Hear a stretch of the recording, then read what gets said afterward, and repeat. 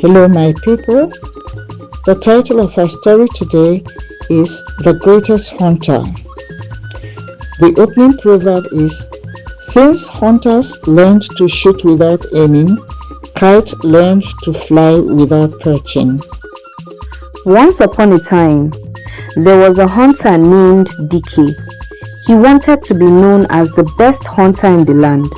Dike went to the chief priest and told him that, I want to become the strongest and greatest hunter in the land. Please tell me what I must do. It is not up to me to make you the strongest man, but if you pass the test and bring the required ingredient to complete the sacred potion, your wish will be granted.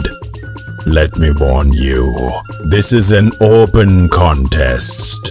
You may go now. That evening, the chief priest had the village announcer use his wooden gong to inform all the hunters that would be in a contest to determine who would be the greatest hunter. The announcer said, whoever is able to cut out the genital of a fly will be the winner. Hearing this, all hunters, including Dike, started preparations. Dike was determined to win and practiced hard. On the day of the contest,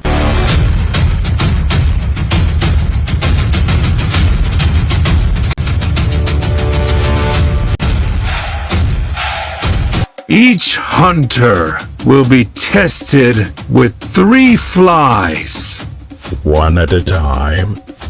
A fly would be released, and the hunter has 3 attempts to swipe at each fly.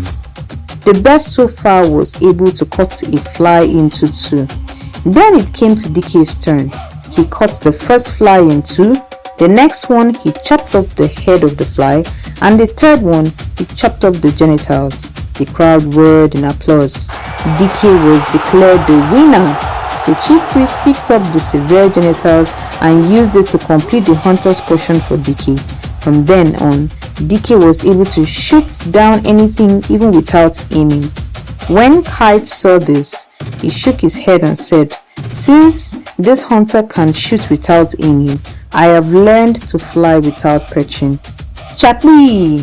Whoa! To become the land's greatest hunter, Dike practiced relentlessly and won a village contest by successfully cutting off the genitals of a flying fly. His victory earned him a powerful magic potion that allowed him to shoot perfectly without aiming. The morals of this story include: 1. Difficult times call for difficult solutions. 2. Nothing can be achieved without serious effort. Hence, Dike practiced hard in order to succeed.